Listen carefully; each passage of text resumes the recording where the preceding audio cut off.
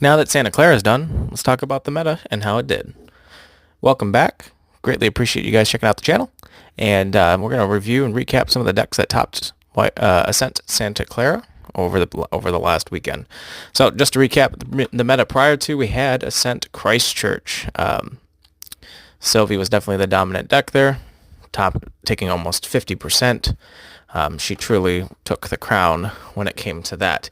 However, the change between Christchurch and Santa Clara really kind of changed a little bit when somebody who only took 4 slots decided that she wanted to become the top of the meta.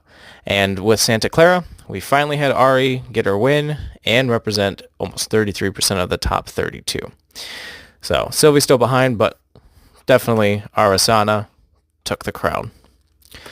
For those who don't know, with Ari, a lot of the decks that are kind of trending in this is the water deck. So this is just one of the lists that ended up getting in the top. You play options of Fragmented Spirit of Water or just regular Spirit of Water, and then you have your Ari package. So the difference is this doesn't play like Nico with your Ravishing Finale and things like that. You have some new cards that not a lot of people are very familiar with, or they haven't been around too much, like Awakened Deacon. As long as you control 2 or more Phantasias, she gets Intercept. She's also Floating Memory when you're Ari. Torrent Blast, top 2 cards of the deck go to the grave, and then it can deal damage to an ally equal to the amount of water cards in the grave. And Water Barrier. So with Water Barrier there, that's going to prevent damage up to 2, or sorry, prevent all damage but 1. Also another class bonus, Floating Memory. The difference of this in comparison to Nico is you have a card, the Polaris Twinkling Cauldron, that allows you to build up some of the herbs and do a board wipe against like ally decks or against maybe some slimes, things like that. So being able just to board clear for 4 or 5 for essentially just sacking a few herbs and getting their benefits is great. And then you finish the strategy with either Myriad of Ice, banishing all your Floating Memory to deal 3 damage, or you just mill them with the Fractal Polar Depths. So, of course, the other option that won was just general Wind Ari, Cosmic Bolts, 3 visits, all of that stuff makes its way. Just one of the decks that ended up topping with that.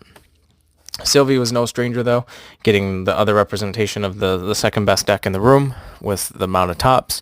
The one that I wanted to talk about was actually the second place one, which was in the finals, which was the Spirit of Fire version. A couple of interesting things that it played. Xiao Kiao playing one of that. So, hitting stuff, letting things die. 1 Heavenly Guide for that free level manipulation jump. And then side decking Mystic Purifiers just as the out, because everyone knew in the room that Fantasia with fractals and everything was going to be a big deal. So, Merlin was next. Merlin had some fire decks options, some water, and some wind that topped. A pretty standard fire list for the most part. There's some tech options in there with things. The water version is one of the ones I wanted to discuss, focusing on things like Bubble Mage. For those who don't know what that is, on enter, rest a unit, and then if it takes damage, it would just take that plus 1 more.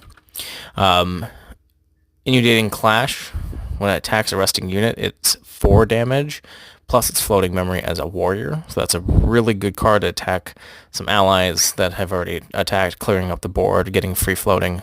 That's an excellent card from Mortal Ambition.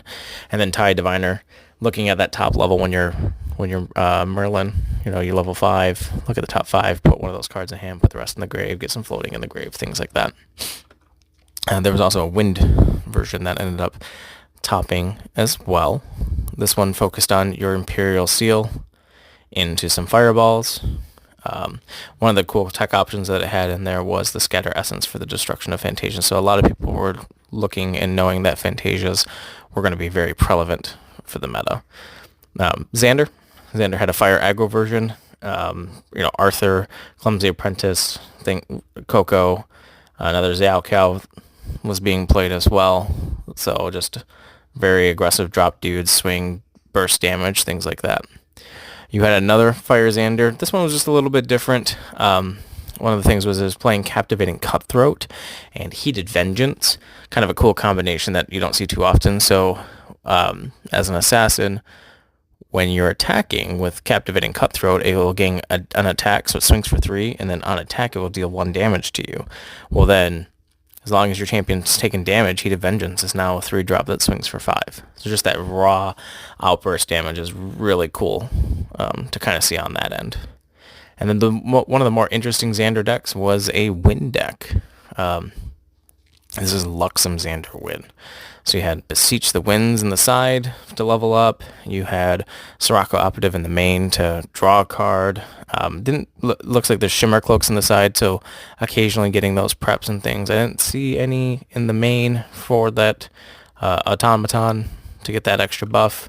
And Snaring Fumes to bounce everything back to your hand, those Windmill Engineers and stuff, just removing the preps and playing it for free because you don't really care. You're just bouncing all the stuff and then getting all the reward with the, bypassing your turns with your Luxem cards. One that it did not play Gleaming Cut, but it just played the Luxem Sight and your Lightweaver's Assault for your heal and damage. Nicholas, pretty easy on this. It just depends on whether you want to play Serene and Water. Most of the builds that we're topping, we're playing the Sylvie because you're Tidestone Bovine getting class bonus. Myriad of Ice being mained. Fractal of Polar Depths, playing a couple of those for additional milling. Very close to what Ari is. Just having the ability to swing kind of gives you both options. You're not solely focused on the Myriad, and you're not solely focused on the Ravishing. You're kind of just doing whichever one can get you closer to the game.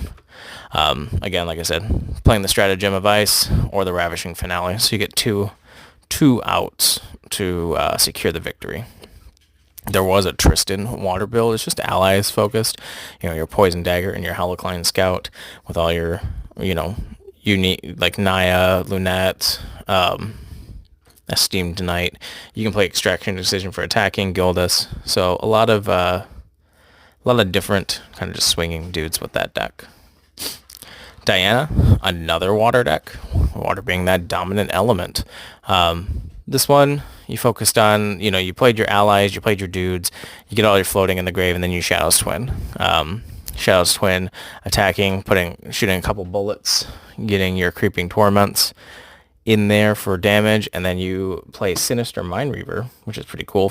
So you fast activate, pop it in there, and then on hit, it makes your opponent discard 2 cards from it, and you get to look at them, discard them, and then draw the cards into their memory. So you make them draw, taking the damage of the Creeping Torment, and then you can finish them off with Bubble Abundance. So they're taking, 8 damage over a couple turns with those. And the more bullets you shoot, the more torments that get under there.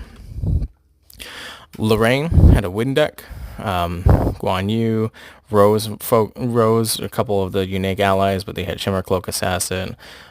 You had Ascent Protector. It was kind of interesting not to see like maybe Andronica with your playing the Shimmer Cloaks and stuff. It's not solely robot focused though, so I can understand that. It's just kind of drop some dudes, swing in there, rally, and then you rallied advance or you second wind for additional attacks and damage with things getting buffed. Kong Ming, it's Razor Gale Calling. I mean, this deck basically just sits there and says, okay, I open 4 Razor Gale Calling, and the Light of Heaven comes down, and I get to kill you because you're just taking an astronomical amount of outburst damage.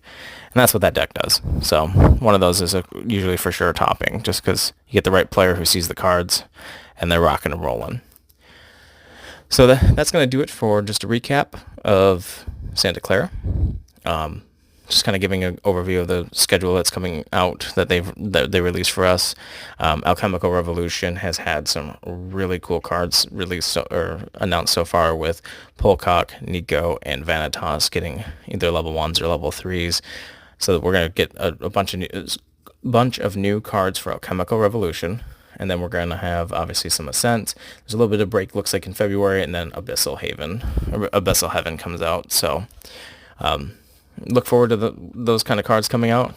And then just to kind of recap and show some of the new things that have been released so far. So we got Vanitas level 3. You may activate this from your material deck. Costs 1 less to activate for every 3 damage you've dealt to other champion this turn. And then cards cost 1 more until the beginning of the turn when it's on hit. Polcock got a level 1. so it can only level up into Polecock, which is fine. If there's another fire element underneath, the next ranger ally comes in with distant. That's pretty good. And then the new one that got released as of today was Nico level 1. So very exciting, good looking CSR for that. You can only level up into Nico, but on enter, if you have like Serene or any of the water spirits underneath, look at the top 2, pop one in the grave, and then the other one goes on the bottom of the deck. And with her being that guardian, you can start getting your lash counters going off early with the weapon and things like that. Banish it to play your Mage Bane, and then level up afterwards. So thanks guys for watching. As always, like, comment, subscribe, let us know what you want to see for content. Until next time, peace. Thanks guys.